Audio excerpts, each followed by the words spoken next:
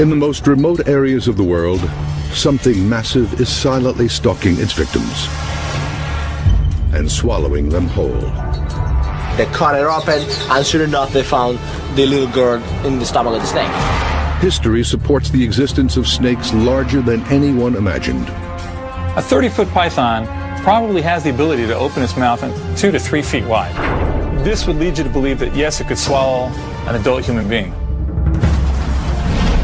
Now, using the latest technology, science explores the wilderness. Oh, wow, there's a big guy right here, right ahead of us, right there. And uncovers evidence much closer to home. Hold on, there's one. An expedition searches for proof and uncovers some surprises. He's got me. Witnesses around the world report seeing monsters. Are they real or imaginary? Science searches for answers on Monster Quest. This is the Republic of Venezuela. The rugged grasslands here teem with monkeys, giant anteaters, and the world's largest rodents, called capybaras. Lurking beneath the surface of these rivers are ferocious predators, like crocodiles and piranhas. But the people here say something even bigger and more deadly is out there. Legendary, monster-sized anacondas. And they are becoming its prey. He's saying that was 40 to 50 meters long. He had my whole hand in his mouth. The snake pulled me down to the ground, so I was just trying to get my hand back. The girl was lost. No one could find her. The snake had already swallowed her.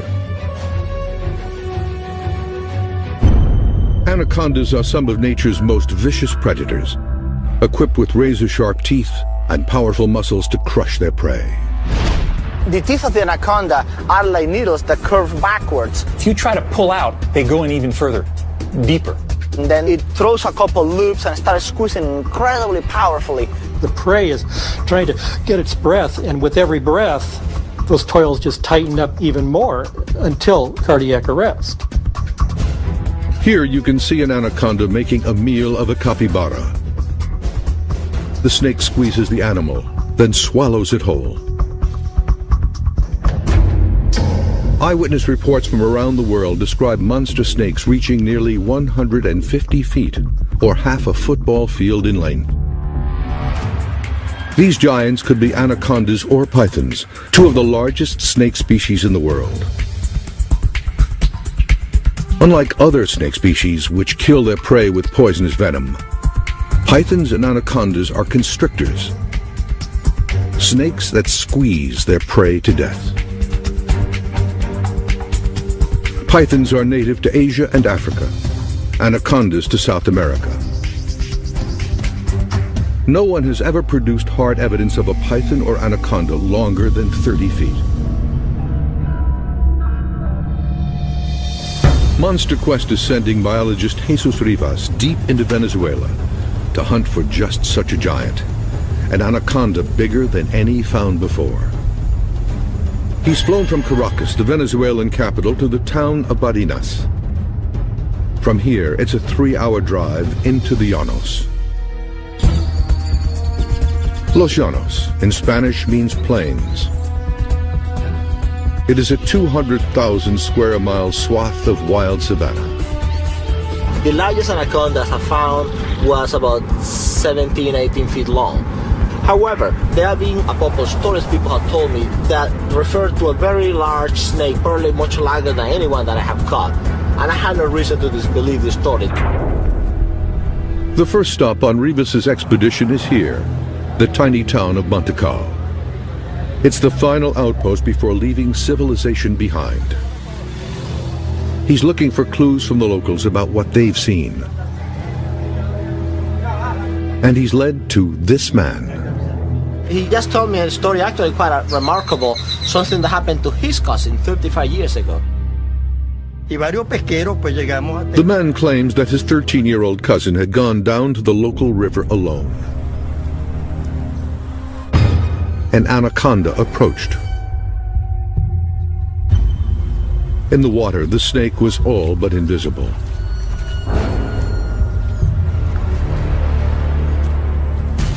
Without warning, it attacked. The anaconda wrapped its massive coils around the girl. There was no chance of escape.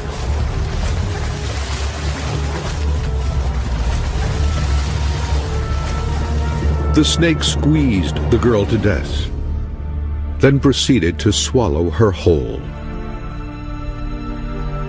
They found her, they killed it, they cut it open, and sure enough they found the little girl in the stomach of the snake.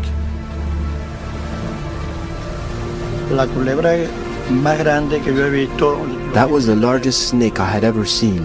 It was at least 45 feet long. 45 feet is a giant snake, and it's just what Rivas is looking for.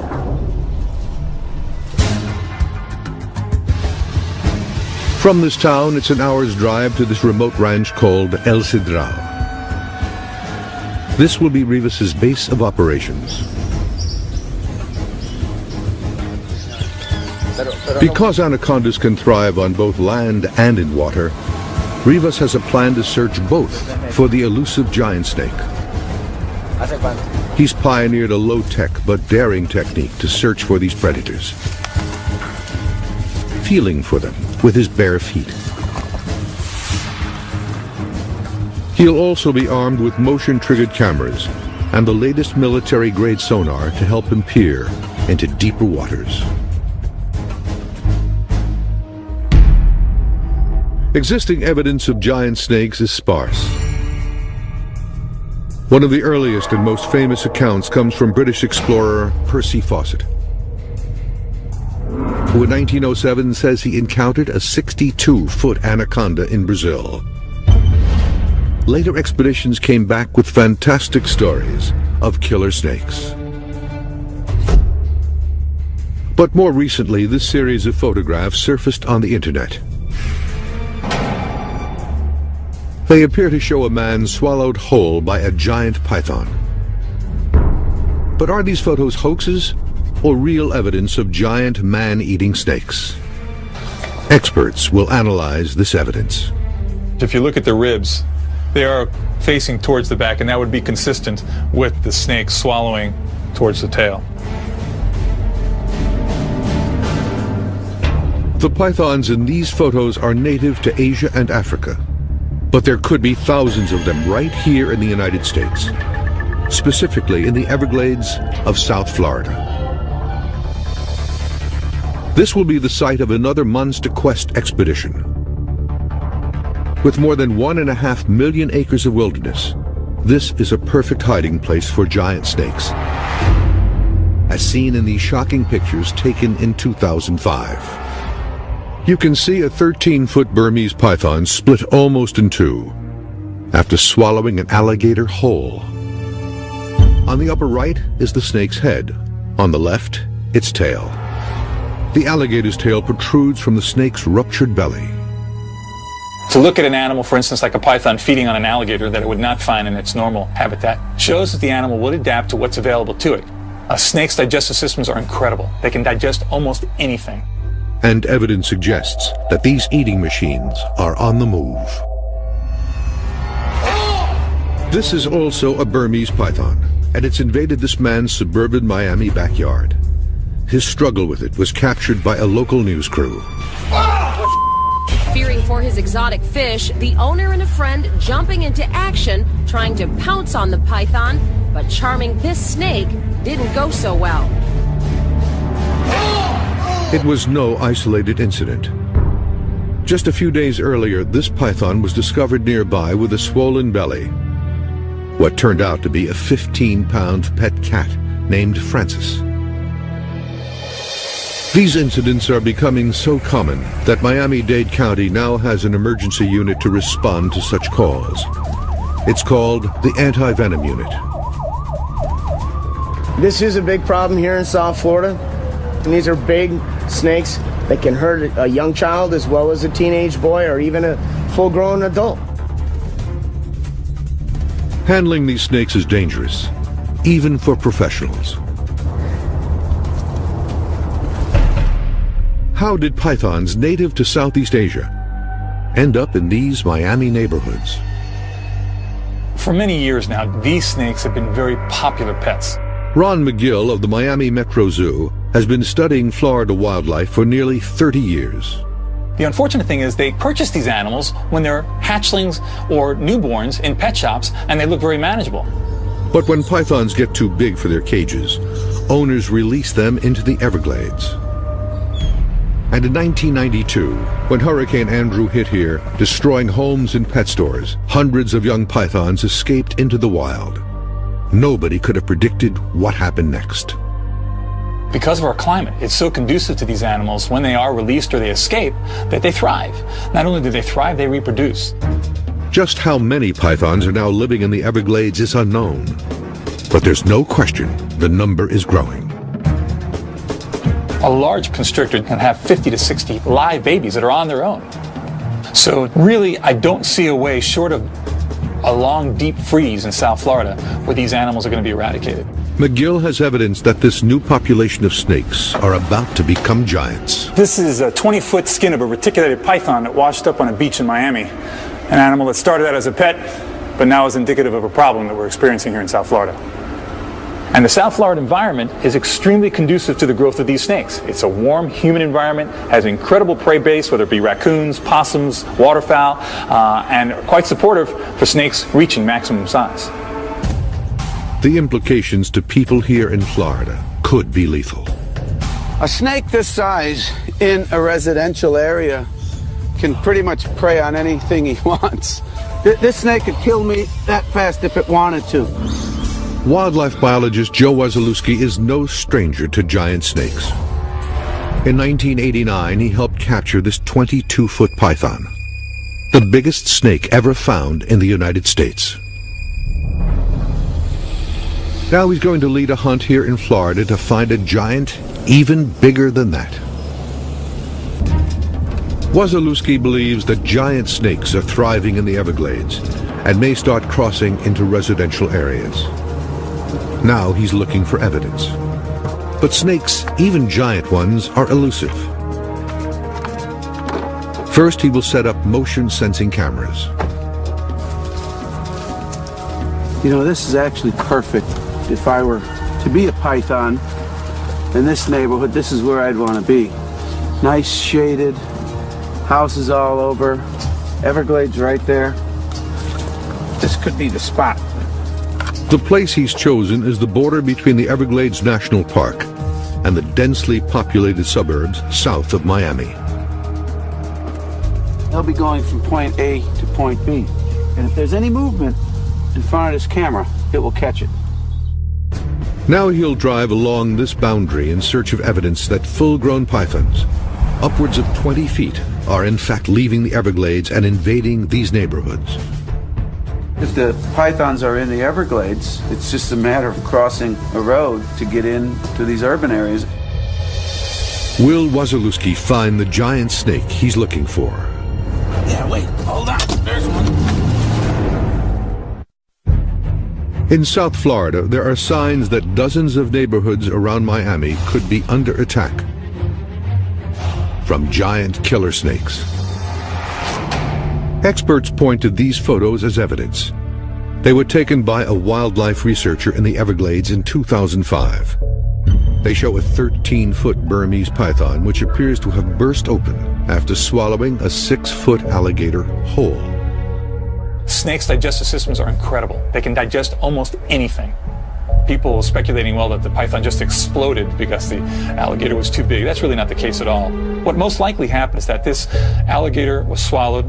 Either a claw or a tooth or something caused some type of perforation in the python's gut, caused an infection which led to the death of the snake. If pythons are growing large enough to swallow alligators whole, then they could be a threat to people living nearby. A python that gets to any significant size in a place like the Everglades will feed on any warm-blooded mammal of any size that it can kill and swallow. They can adapt, they can branch out, they can be found in suburban areas. A 2007 U.S. Geological Survey reports that as the Earth continues to warm, to California.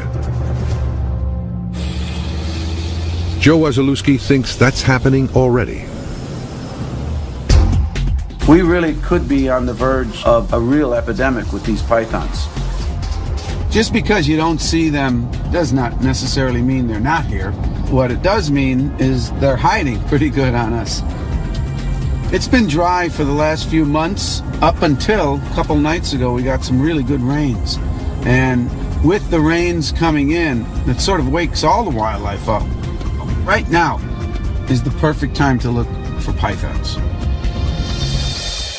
1,000 miles away in Venezuela, Anaconda expert Jesus Rivas is about to begin his search for a giant snake.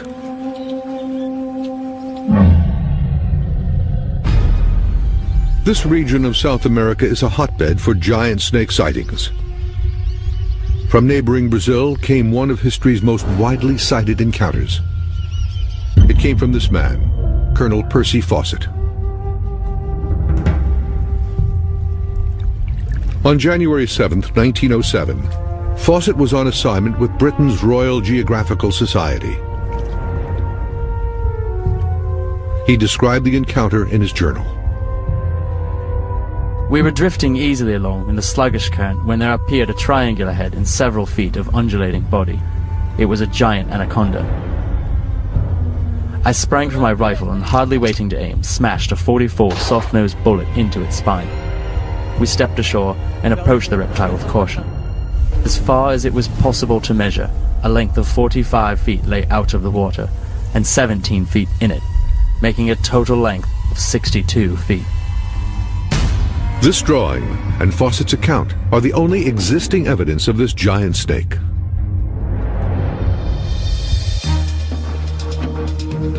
In his search for new evidence, Jesus Rivas will use cutting-edge sonar imaging technology, originally designed for the U.S. Navy to detect suspicious divers in restricted waters. The device is called the DIDSON, or Dual Frequency Identification Sonar. Ed Belcher and his team at Soundmetrics in Seattle, Washington, designed this device. This is an acoustic camera. It uses sound instead of light to generate an image. Rivas will encounter zero visibility conditions in his search for a giant anaconda. This device will be his eyes underwater. Belcher places a brick in the tank and clouds the water to demonstrate the DIDSON's imaging capabilities. To the naked eye, the brick is invisible, but the DIDSON sees it clearly. Now, this brick is only about 4 feet away, but in Venezuela, while you're looking for snakes, they'll be probably 30, 40 feet away, and we'll still be able to see those snakes. Once Rivas finds a snake, he'll be able to measure it to see if he's found an actual giant. Sonar has never been used before to search for giant snakes, and what Rivas finds could raise the evidentiary bar. Joining Rivas on his expedition are his old partners, Victor and Ramon. They'll be setting motion-triggered camera traps, but they must first track down bait to lure the giant snakes. For that, they'll need to collect musk from another anaconda. Musk is a mysterious glandular excretion that Rivas believes could attract other snakes. Nobody knows what the musk is for. It could be for defense, because it's very stinky, but also it could have a social function, attraction. Ahead, something in the road catches their eye. It's the track of an anaconda. I can see the print of the scales here. Dirt in this side tells me the snake is going that way. And because of that print size, I can tell this snake was about 8 to 9 feet long. When I see a track this fresh, I know it's only an hour or two old. So this anaconda has to be nearby. Anacondas inhabit shallow swamps where they stalk their prey. 5 years ago, this particular swamp was the site of a near-fatal attack. This man, Jose de Esteban, is a cowboy at El Cedral. the same ranch where Rivas is based. He is one of the few locals to tangle with an anaconda and live to tell about it. De Esteban had heard a report of a large anaconda by the roadside and went to investigate. I was out there looking for one, and I saw it on the ground. And without even thinking, I bent down to see it closer, and before I knew it, it got me. De Esteban struggled to keep the anaconda's coils from wrapping around his body. After nearly 5 minutes, he finally wrestled himself free.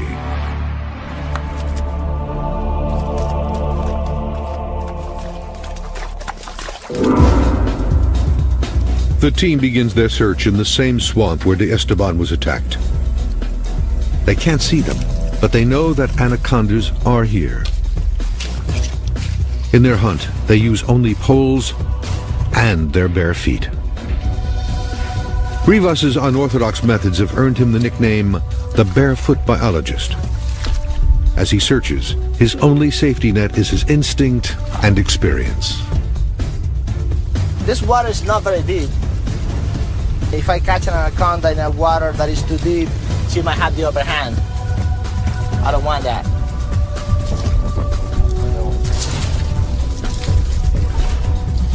This snake here, not a very big one.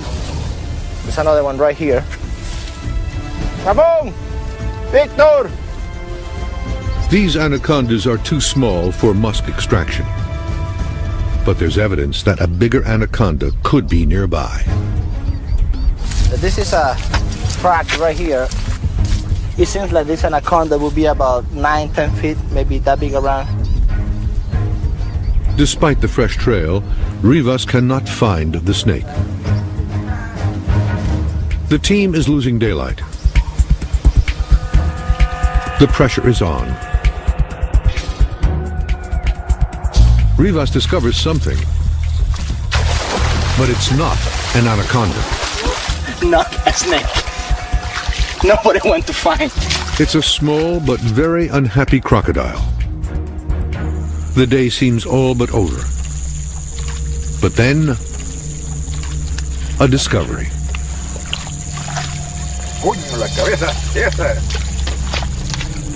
Oh, it's very strong.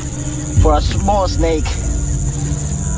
Now this baby's actually putting the squeeze on my arm now. If it's any harder, I wouldn't be able to withstand it. This feisty anaconda is just right for Rivas to extract its musk. At first light, the team will set the camera traps and test the sonar. I can see how fat he is. And in Florida, a monster quest demonstration goes terribly wrong. He's got me. Snakes have been the object of fascination and worship throughout history.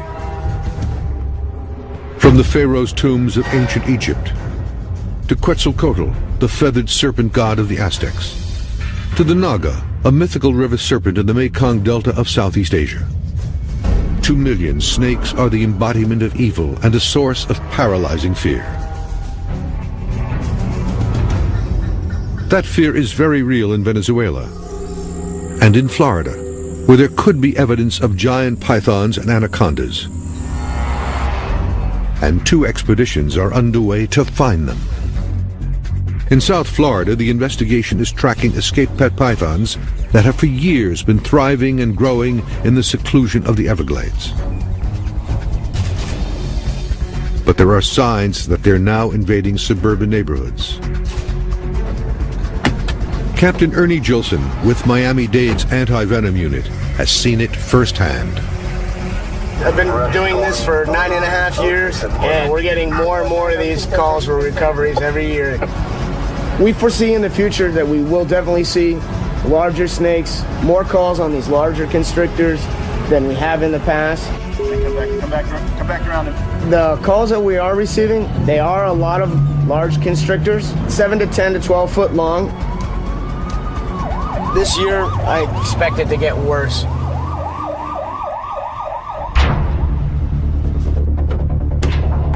Captain Gilson and his partner, Captain Chuck Seifert, agreed to demonstrate for Monster Quest how they capture these deadly predators.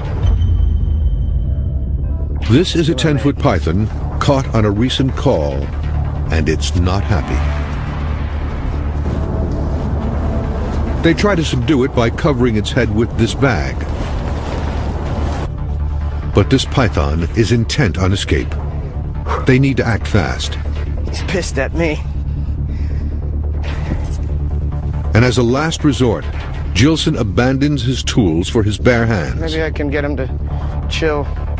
He needs to sneak up behind the snake, then grab it right below its head to stay clear of its jaws. I'm gonna walk around this way, since he's fixated there. Come from behind him and grab him.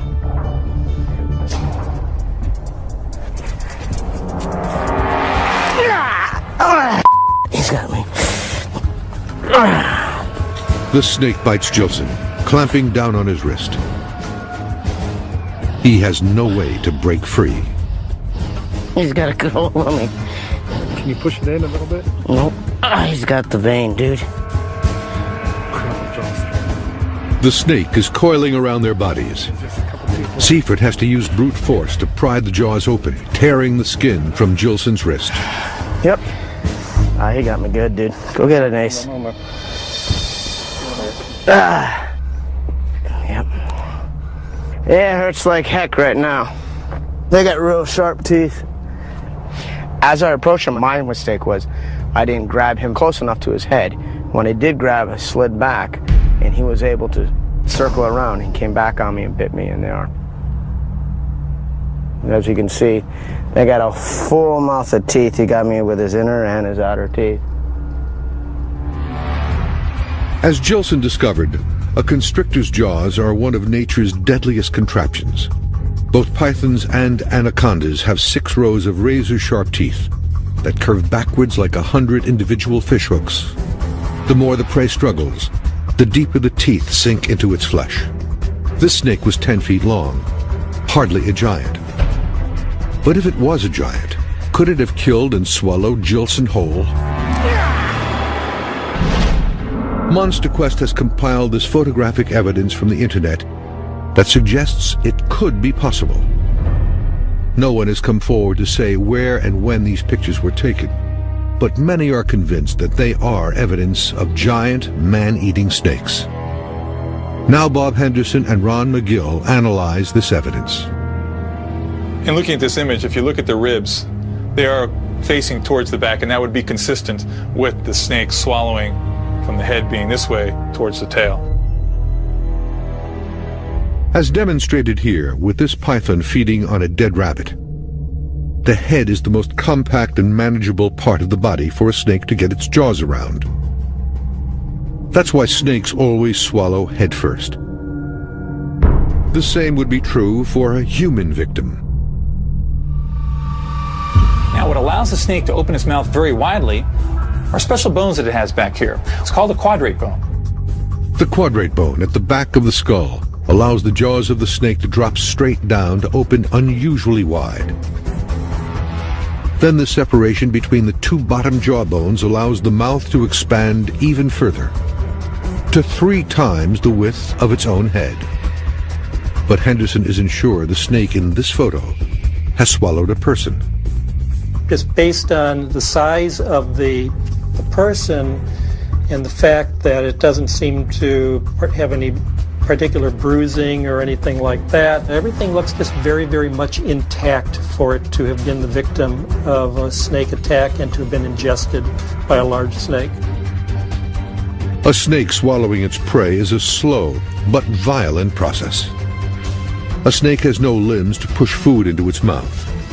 Instead, it has rows of curved teeth that move independently, pulling the prey little by little into its stomach.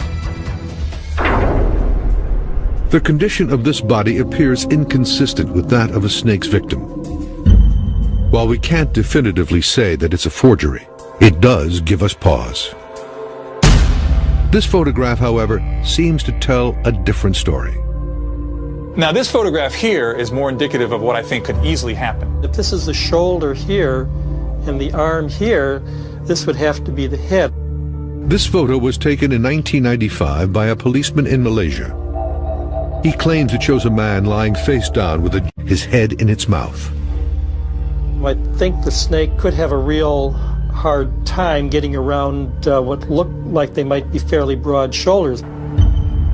Prey species would bleed a lot from those wounds, and here you see that this snake has struggled. It has tried to go back and forth, trying to get over those shoulders, which is spreading this blood, spreading this injury. Once the snake swallows this man's head, the shoulders could prove to be an insurmountable obstacle. The average width of an adult's shoulders is about 2 feet, but if the snake could get its mouth around the shoulders, nothing could stop it from swallowing a person whole. A 30-foot python probably has the ability to open its mouth 2 to 3 feet wide. This would lead you to believe that, yes, it could swallow an adult human being. The best place to find these monster-sized snakes is going to be in the remotest areas of the world. Back in Venezuela, Rivas extracts the musk of the anaconda he caught the night before. He believes the musk could contain pheromones that will attract other anacondas, hopefully a giant. So maybe if this musk has a social function, with the camera traps, we might be able to find bigger, better, more anacondas. Rivas positions and aims the cameras using the onboard laser sight. Each is equipped with a motion-sensing trigger and a flash. These cameras will capture whatever crosses their path, day or night. Now the team will test the sonar.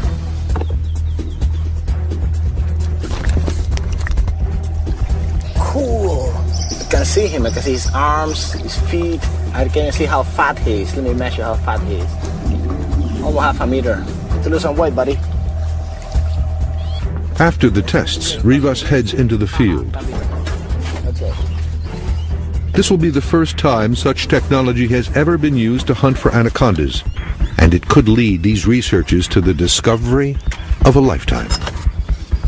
The biggest snake Rivas has found here was 17 feet. Could an even bigger anaconda, a giant, be lurking beneath these waters? Ooh, there's something there right in front of us. That looks like a snake. Look, look. Aguántalo, aguántalo. It really looks like a snake down here.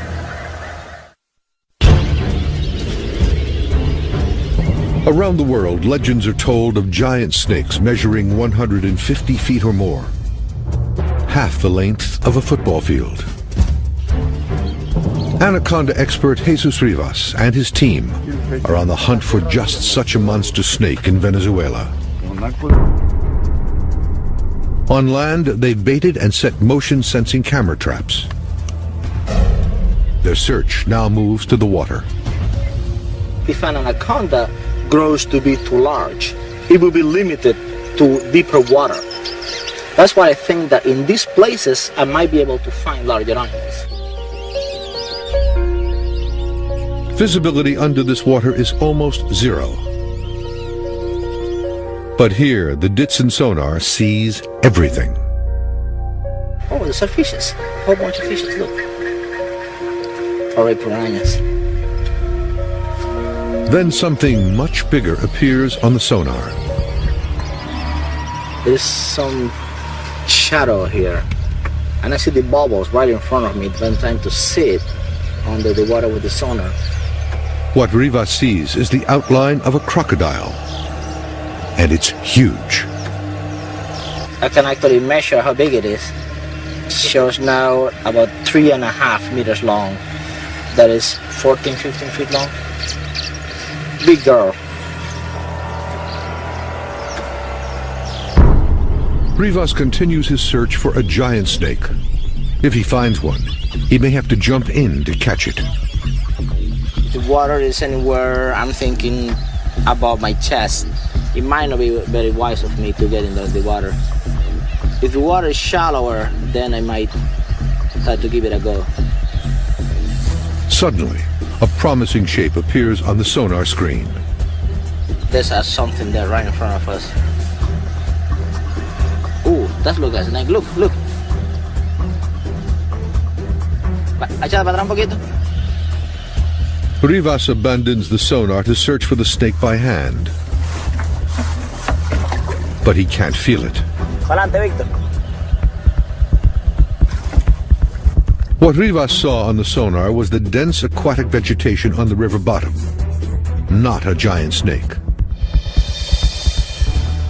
The sun is setting, but he is undeterred. Like the sonar, anacondas can see in the dark, and they will remain active throughout the night.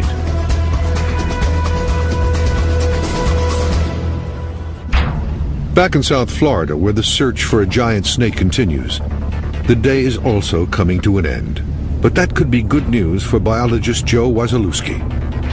As the sun goes down, the roads stay warmer, the snakes, pythons in this case, will begin to migrate across, and that's usually when they move is right after sunset and into the night. His search begins to look even more promising. This really is a good road. It's sort of secluded. There's a little bit of an orchard here. There's some nurseries. There's homes.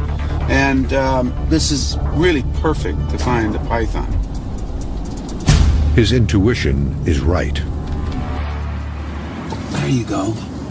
I think I see something. Yeah, wait. Hold on. There's one.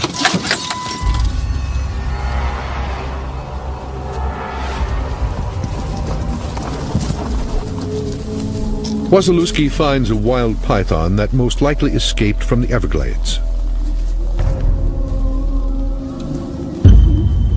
Oh yeah, I got it. Well, that's no one. It's about 8 feet long and about as mean as a python can be. I'll tell you what, if this were one 15, 20, 25 feet in length, there's no way I could get it off. The power of these animals is just absolutely amazing. Out of the Everglades and into this residential area, this python could prove deadly to anybody it encountered. If this one were to coil around someone's neck, this snake could actually choke off your trachea and your esophagus and you could not breathe. Believe it or not, a snake this size. The escalating presence of snakes this size could mean there are even bigger snakes migrating out of the Everglades. The big ones are out there, there's no question about it. But your chances are, if you see a python, it's going to be one around this size, simply because of the numbers game. There's hundreds of this size to 1 or 2 huge ones. We think it's a young population, and in the next few years is when they're going to start getting to these really massive sizes. But could be right now. We could see a big one tonight, tomorrow. A storm rolls in, and the rain puts a halt to Wasilewski's search. But the camera traps he set earlier could provide what he's hoping for. Evidence of a giant snake in these neighborhoods. And back in Venezuela, Rivas presses on through the night and is startled by what he sees next. Oh wow, there's a big guy right here. Right ahead of us, right there. Could this be their giant? In the wild plains of Venezuela and in these South Florida suburbs, evidence of giant snakes exists. In Venezuela, this cowboy narrowly escaped with his life. And this man says his 13-year-old cousin was swallowed whole by a 45-foot anaconda. In Florida, escaped pythons are invading neighborhoods, feeding on pets, even taking on the authorities sent to capture them. So far, no one's ever been killed here by one of these escaped pythons. However, these photographs prove they've become giants, large enough to swallow alligators whole. And these photographs, widely circulated on the internet, could be evidence that they are man-eaters. Although they can't be authenticated, experts agree it could have happened. I think if a 30-foot constrictor, an anaconda, a python did exist and it did come across a human being and it was hungry, there'd be nothing that would stop it from swallowing that human being. History is filled with accounts of giant snakes, some over 150 feet in length. Can science now prove the existence of such a snake? In the wilds of Venezuela, motion-sensing cameras are keeping watch on land. And by the light of the full moon, Jesus Rivas continues his search of the waters. Anacondas are very patient animals. If you want to deal with them, you just need to be just as patient as they are. Even in the pitch-black waters, the state-of-the-art sonar sees everything. Rivas is hoping for a glimpse of the snake's distinctive coils. And he gets one. Oh wow, there's a big guy right here. Right ahead of us. Víctor, chequea esta bolita aquí que está aquí. Aquí en el lado.